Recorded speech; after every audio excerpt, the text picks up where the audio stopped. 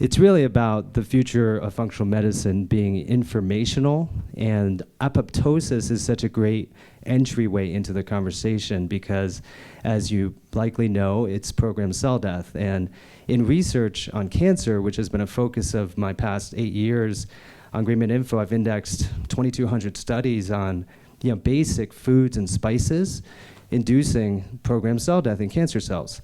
It's a profound divergence from using chemotherapy and radiation, which, as you may know, actually enriches cancer stem cells and increases malignancy and ultimately mortality. So why is that? Why can turmeric, you administer a little bit, change 1,500 genes in their expression, and suddenly that cell remembers, oh my God, I'm not supposed to be immortal and take over the entire body. I'm going to die, and so that the whole of the multicellular organism can actually survive. That's informational, and that's where nutrigenomics and a lot of the research that's emerged on RNAs, the dark matter of the genome, being basically these coordinating messenger molecules that are able to modulate the expression of the protein coding sequences, which we now know don't have as much validity as we thought, because they don't explain how our bodies have even 100,000 proteins, much less how they interact in infinite complexity.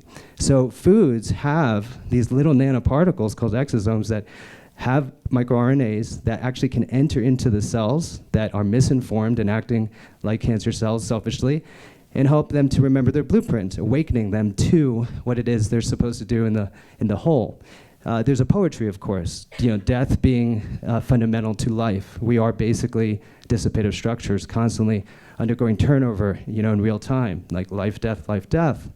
And apoptosis is a metaphor that I see for what's happening with this group and functional medicine as a whole, because as Charles Eisenstein has helped us contextualize, we're moving through phase from an old to a new story.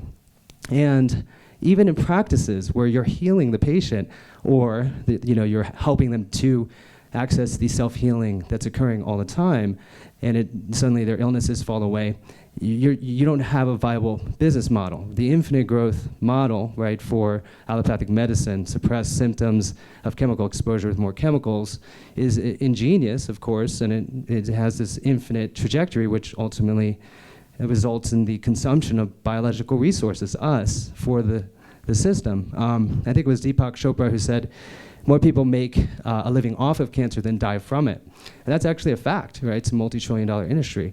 So what I'm trying to impart is that the literature itself has suddenly, after 2000, been devalidated, because the discovery of us as a holobiome to microbiome-based entity, like just on the quantitative level of there being more, alien cells, viruses, fungi, bacteria than human cells, the ego's already shuddering, in sort of like a death row. But when you have an awareness informationally that genetically speaking, we're 99, almost 3 orders of magnitude more, based in extra chromosomal, molecules, RNAs and DNAs, there's no medical subject any longer. The 25 million citations that are on Medline are no longer valid in the sense that they never took into account what it is we are technically as a species. And now that the holobion's been recognized to incorporate through interkingdom trafficking of exosomes between the plants and animals we eat,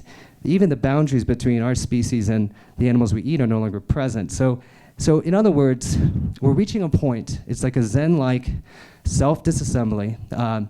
It's a sort of death of the medical ego and the hubris associated with it, and the priest of the body, and all the mythological structures which subtend the miracle of the clinical ritual. When you Eucharistically give someone a pill, or you smile at them and they suddenly feel like it's the thing that, the placebo, it's really you awakening in them, this healing power. So in many ways, you guys are ushering in the destruction on some level of conventional medicine, and that may not result actually in the expansion of this community and its full integration into conventional medicine, but it does open up for this other realm that I think, again, Charles has really helped us to kind of get a glimpse of. And so yeah, that's pretty much what I think. Future of medicine is going to be informational, and really glad that you're having this. Woo!